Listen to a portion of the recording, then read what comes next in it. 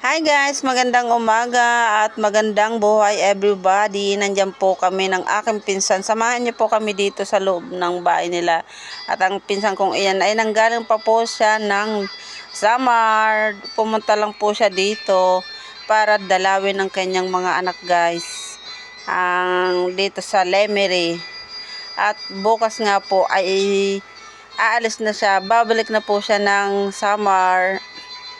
Kasi doon po napasok ang kanyang bunsong anak. Kaya ngayong araw na ito ay tayo magluluto ng spaghetti at pansit guys. Habang ako nga po ay nagbibideo dyan, nagaget-get pa ako ng mga sangkap parang panlahok sa amin. Lulutuin pansit at spaghetti. At ito nga po pala ang aking bunso. Lumapit nga po pala sa camera. At hanggang dito na lang guys ang aking voice over para sa inyo lahat. Paki-like and share naman po ng aking video guys. Magmo-moment lang naman dito sa kanila. Bye guys. Thank you for watching.